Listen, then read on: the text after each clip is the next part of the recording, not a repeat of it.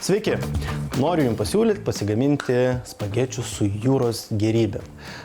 Turbūt nemažai kas mėgsta šį patiekalą, ypatingai vasarą, ir dažniausiai jie užsisako kažkur kavinėje, restorane, pajūry. Tik yra vienas mažas bet. Dažnu atveju būna daug makaronų ir mažai jūros gėrybių. Tad tikrai rekomenduoju pasižiūrėti ir išbandyti šį receptą su daug skanių jūros gėrybių. Vanduo užkaistas iš anksto, jau tuoj pradės kilt burbuliukai, geras šaukštas druskos ir makaronai keliauja į puodą. Turiu pakankamai planus spageti makaronus. Ir, kaip visuomet sakau, geriausiai žino gamintojas, kiek laiko virti. Taigi, nuo 8 iki 10 minučių reikėtų, kad keptuvė būtų aukštesniais kraštais. Kad padažas visur nesitaškytų. Ir keli šaukštai alyvuogių aliejaus. Česnakas, tokia nemaža skiltelė arba 2 mažesnės. Ir supjaustau riekelę.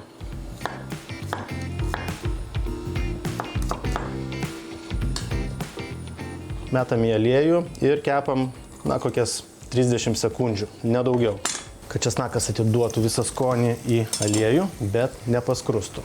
Koks aromatas. Taigi, česnakui dar nespėjus paskrusti, į keptuvę keliauja geldelės.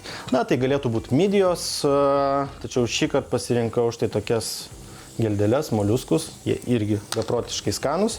Maždaug kilogramas keliauja į keptuvę.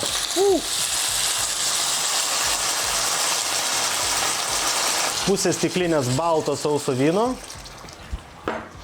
ir uždengiam. 2-3 minutės tam, kad geldelės atsivertų ir lengvai pasitroškintų. Per tą laiką pasiruošiu kitas jūros gėrybės. Daug jūros gėrybių. Čia daug ruošimosi nėra, galbūt daugiau apie tai norisi pašnekėti.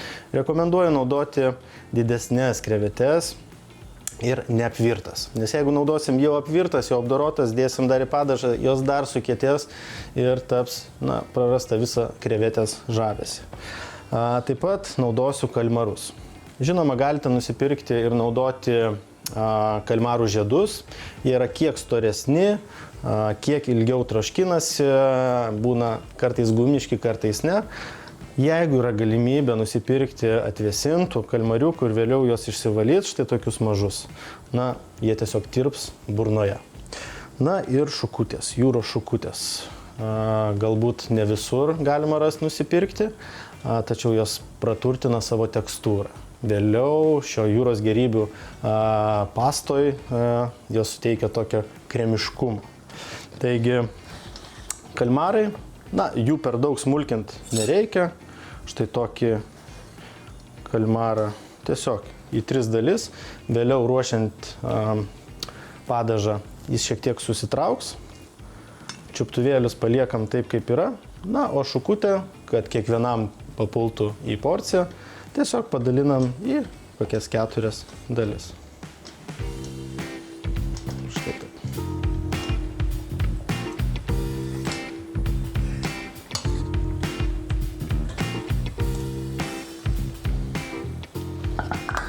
Geldelės. Jos paleidžia labai daug skanaus skysčio, savo sulčių. Tačiau jeigu mes visas kriauklėlės paliksim, tai bus labai daug kriauklių lėkštėj. Ką aš siūlau padaryti, tai maždaug pusę geldelių, gal netgi daugiau, išimti iš kiauto. Tai tiesiog pasiėmus geldelę su šakute, štai taip iškrapštau. Tai tikrai užtruks nedaug laiko. Ir vėliau bus mažiau žaidimo valgant patiekalą. Noriu priminti, kad jeigu randate neatsivėrusią geldelę ar midį ar štai tokią, ją iš karto stumiam į šoną. Jeigu jinai neatsivėrė, vadinasi, jinai buvo mirus ir galite apsinuodyti vėliau ją suvalgyti. Ir dabar krevečių eilė.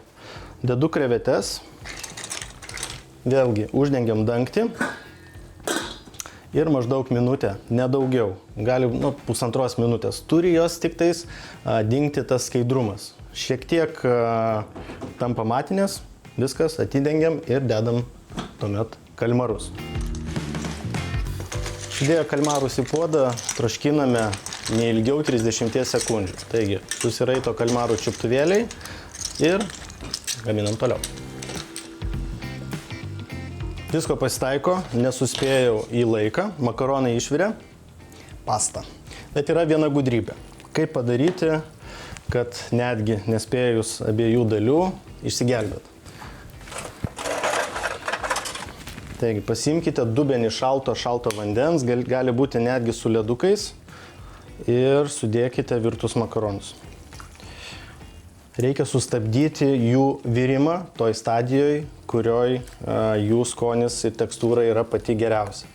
Taigi, išimam į šaltą vandenį, galima netgi dėti į po tekančių šaltų vandenių juos praplauti, kad jie atvėstų, nes vis tiek vėliau grąžinsim juos į padažą, jie sušils ir bus idealūs valgymui.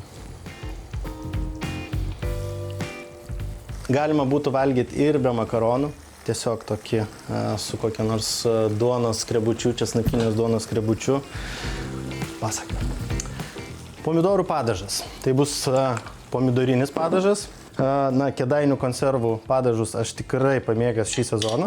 Marinara padažas, tik pomidorai, šiek tiek prieskonių, viskas subalansuota, keliauja į jūros gėrybės. Taip pat šiek tiek vandens, kuriame virė makaronai, kad niekas neprapultų.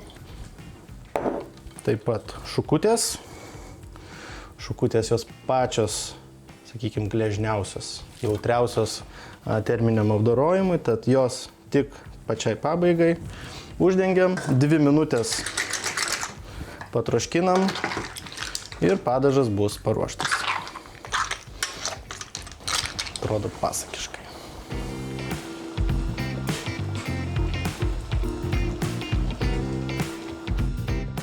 Tikrai nereikėtų išsigąsti, kad tiek daug tokio skysto padažo, nes makaronai patekę į štai tą skystimą dar paleis šiek tiek savo, pavadinkim, krakmolo, dar labiau jį sutirštins, makaronai įsiurbs ir bus tiesiog tobula.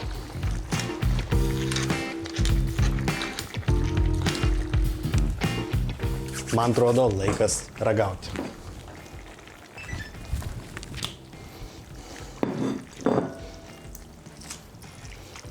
Kvapai tiesiog tobuli.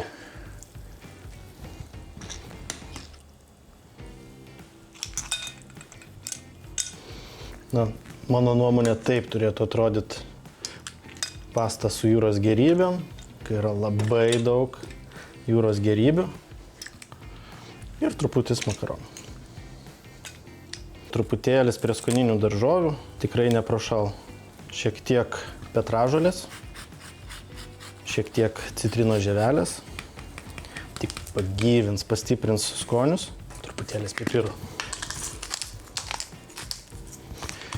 Jeigu mėgstate aštriau, galite įsidėti šiek tiek aitriosios paprikos, bet man norisi tiesiog jūros skonio.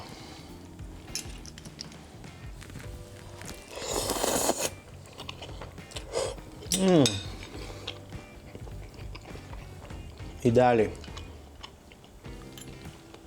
Minkšta šukutė. Minkštutis kalmaras. Makaronai kupini skonio. Jūs turite išbandyti šį receptą su daug jūros gėrybių, o netrukus lauke pagaminsime grilyje keptą sultingą žuvį su labai skaniu padažu.